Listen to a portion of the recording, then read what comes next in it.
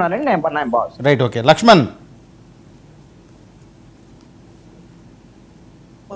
Good evening అండి. లక్ష్మణ్, 40% ఓట్లు వచ్చినాయి, 11 మంది ఎమ్మెల్యేలు ఉన్నారు.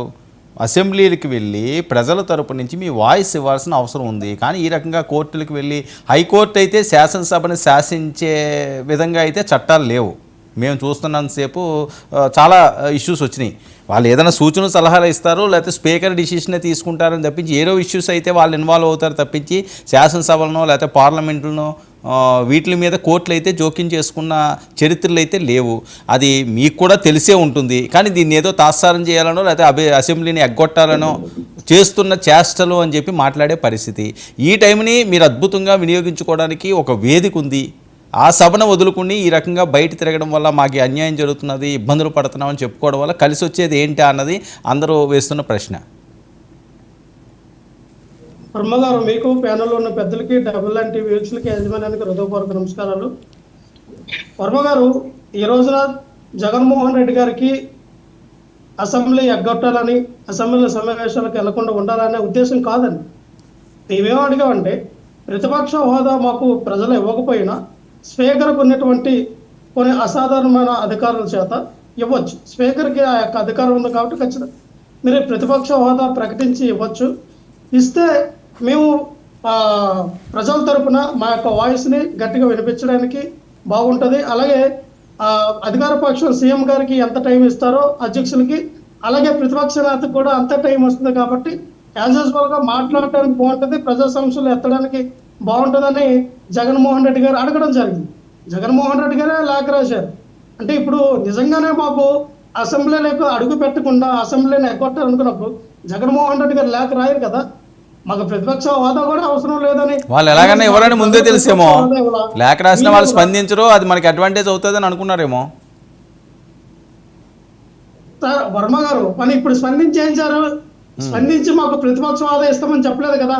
ప్రతిపక్ష హోదా ఇవ్వడానికి వీళ్ళకు ఉన్నటువంటి అబ్జెక్షన్ ఏంటి అన్నా, మాకు ప్రతిపక్ష హోదా ఇస్తే వాళ్ళకు ఉన్నటువంటి అబ్జెక్షన్ ఏంటి అంటే వాళ్ళు మాట్లాడేది, లక్ష్మణ్ వాళ్ళు మాట్లాడేది ప్రతిపక్ష హోదా ప్రజలే ఇవ్వలేదు, మేము ఎలాగిస్తాం, ప్రజల కంటే మేము గొప్పలం కాదు కదా అని కదా వాళ్ళ డైలాగులు.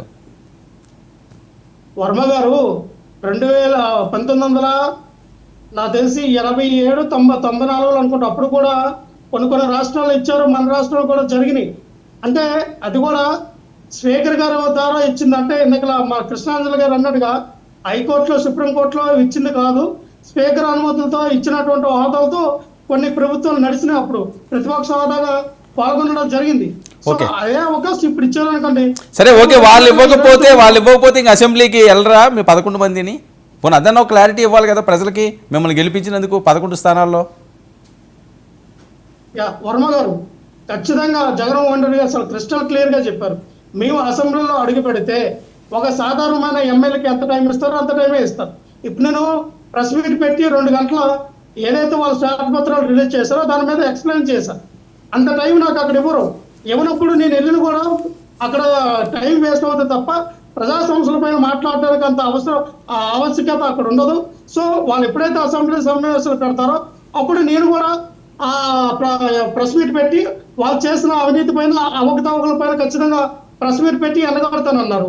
ఇది ఖచ్చితంగా జగన్మోహన్ రెడ్డి గారు పునరాలోచిస్తారా లేకపోతే ఏంటనేది చూడాలి. ఎందుకంటే ఇదే స్టాండ్ మీద ఉంటారా లేదంటే ఆయన వాయిస్ మార్చుకుంటారా అనేది చూడాలి. ఎందుకంటే మీరు అన్నట్టుగా ప్రజా సమస్యల పైన ఒక ఎమ్మెల్యేకి వెళ్ళి మాట్లాడాలంటున్నారు. ఓకే, దానిపైన టర్న్ తీసుకుంటారు లేదనో చూడాలి. నేను ఒకటే చెప్తున్నా వర్మ గారు, మీరు ఎందుకు భయపడతా ఉన్నారు? ప్రతిపక్ష హోదా మాకు ఇస్తే జగన్మోహన్ రెడ్డి గారు మీరు చేసిన అవినీతి అంతా బయటపడతారు, మమ్మల్ని బిల్లుకి దేనికైనా అడ్డుపడే విధంగా ఉంటుందని వాళ్ళు భయపడే బిల్లులకు అడ్డుపడతారండి 11 మందితోటి. మీరంతా భయపడలేనప్పుడు మాకు హోదా కలిగించాలి కదా. ఓకే, అంటే 11 మందితో బిల్లులకు అడ్డుపడడం ఏముంటది? 11 మందితో బిల్లులకి ఏం అడ్డుపడతారు మీరు? బిల్లు కంటే ఇప్పుడు ఏమని సార్, మీరు ఒక బిల్లు తీసుకొచ్చారు, ఇదో ఈ బిల్లు చార్జాలు ఇవి, దీనిపైన అవినీతి ఉంది, లేదా ఈ బిల్లు ద్వారా రాష్ట్ర ప్రజలకు మేలు జరగదు, రాష్ట్రానికి మేలు జరగదు అని ఖచ్చితంగా దానిపైన మాట్లాడటం జరుగుతుంది కదా. అంటే ఇప్పుడు సోషల్ మీడియాలో ఉన్నాయండి, లేకపోతే అధికార పార్టీ వాళ్ళు కొంతమంది మాట్లాడుతున్నది ఒకటే, ప్రతిపక్ష హోదా అన్నది ఏదో గలం ఇప్పడానికి కాదు, రేపు ఈ కేసులు ఏవైనా కూడా బయటకు వచ్చి ఆయనకి ఏమన్నా శిక్షగాని వేస్తే ఈ ప్రతిపక్ష హోదా అనే అంశం అన్నది కూడా కొంత అక్కడ ఉపయోగపడుతుంది అంటున్నారు. అది టెక్నికల్గా మరి కృష్ణాంజనేయులు గారు తర్వాత వివరించాలి. అది అందులో కూడా ఉంటుందేమో, కొన్ని ఫెసిలిటీస్ ఇస్తారట ప్రతిపక్ష హోదాలో ఉన్న వాళ్ళకి కూడా జైల్లోని. సో అందుకని కూడా దీన్ని వాడుతున్నారు అని చెప్పి కొంతమంది మాట్లాడుతున్నారు. కృష్ణాంజనేయులు గారు ఏంటి, అది కరెక్టేనా? ఏముండదండి. ఎందుకంటే ఒకవేళ జైలు శిక్ష పడితే పొలిటికల్ ప్రిజనర్ గా ఎవరికైనా ఉంటుందండి. ఎమ్మెల్యే అవ్వకర్లా, ఒక పార్టీ నాయకుడైనా సరే పొలిటికల్ ప్రిజనర్ అంటే కేబినెట్ హోదా ఉంటుందేమో కదా ప్రతిపక్ష నాయకుడికి. జైళ్లలో కేబినెట్ హోదాలు ఉండవు. బయట పోనీ, జైలు గురించి నేను చెప్పట్లేదు, బయట కేబినెట్ హోదా ఉంటుంది. ప్రతిపక్ష హోదా ప్రతిపక్ష హోదా ఇవ్వాలి కదా. ఇక్కడ మీరు ఒకటి గమనించండి, రాహుల్ గాంధీకి 2 సంవత్సరాల పాటు శిక్ష వేసినట్టు నేపథ్యంలో ఆయన డిస్క్వాలిఫై చేశారు కదా. ఆయన ఒకవేళ ఆ సందర్భంలో జైలుకు పోయినా లేదా ఇంకోటైనా, జైలుకు పోలేదనుకోండి, పోయినా సాధారణమైన పొలిటికల్ ప్రిజనర్ గా చూస్తారు తప్ప ఈయన ప్రతిపక్ష నాయకుడా ఇంకొక దాని మీద అక్కడేం హోదాలు ఉండవండి. Okay, right.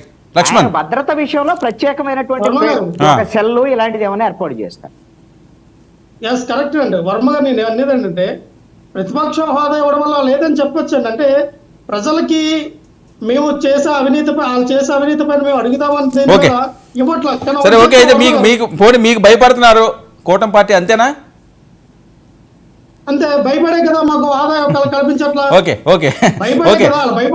కాదు, ఓకే. కూటమి పార్టీ 164 సీట్లు బలమైనగా ఒక మ్యాండేటరీ తీసుకుండి అధికారంలోకి వచ్చిన కూటమి పార్టీ మిమ్మల్ని చూసి భయపడుతున్నది. కానీ అసలు ఒక్క సీటు లేకుండా తను పోటీ చేసిన ప్రాంతంలో కూడా అసలు ఓటు శాతమే ఎక్కువ తెచ్చుకోలేని షర్మిల ఏంటి అంత భయపడకుండా డైరెక్ట్గా అటాక్ చేస్తున్నారు? వర్మ గారు, శర్మిల గారిని మేము ఒక రాజకీయ నాయకురాలుగా పరిగణించట్లా. ఆవిడకి రాజకీయ పరిజ్ఞానం లేదని చెప్తున్నాం. ఎందుకంటే ఆవిడ తెలంగాణలో పార్టీ పెట్టారు. తెలంగాణలో పార్టీ పెట్టి ఆవిడ విలీనం చేసుకుని కాంగ్రెస్ పార్టీకి అమ్ముడిపోయారు. ఎంత ఆ కాంగ్రెస్ పార్టీని ఏ రకంగా మాట్లాడారు మన అందరూ తెలుసు. అదే కాంగ్రెస్ పార్టీలో చేరి ఇప్పుడు ఆంధ్రప్రదేశ్లో అధ్యక్షురాల పదవి తెచ్చుకున్నారు. తెచ్చుకున్న తర్వాత ఏం చేయాలి? కాంగ్రెస్ పార్టీ పునర్నిర్మాణం కోసం, కాంగ్రెస్ పార్టీ డెవలప్మెంట్ కోసం, కాంగ్రెస్ పార్టీ అధికారం కోసం తపన పడాల. అంతేగాని మీ వ్యక్తిగత కారణాల ద్వారా జగన్మోహన్ రెడ్డి గారిని టార్గెట్ చేస్తే ఎలా ఉందంటే చంద్రబాబు నాయుడు గారికి దత్తపుత్రురాలుగా మాట్లాడుతూ ఉంది శర్మిల. దత్తపుత్రురాలు. ఎందుకంటే ఏమైనా చంద్రబాబు నాయుడు గారికి కష్టం వచ్చింది అనుకోండి, శర్మిల గారు మాట్లాడతారు. చంద్రబాబు నాయుడు గారికి కష్టం వచ్చింది అనుకోండి, పవన్ కళ్యాణ్ గారు మాట్లాడతారు. అదేంటే నాకు అర్థం కావట్లా. అంటే పవన్ కళ్యాణ్ గారిని ఇటుపక్క శర్మిలని, ఇటు పక్క పవన్ కళ్యాణ్ గారిని ప్యారలల్ గా ఆయనకు అనుకూలంగా మలుచుకొని జగన్ పై దాడి చేయడానికి చేస్తున్నారు తప్ప ఏం మాట్లాడుతూ ఉన్నారు ఆవిడ?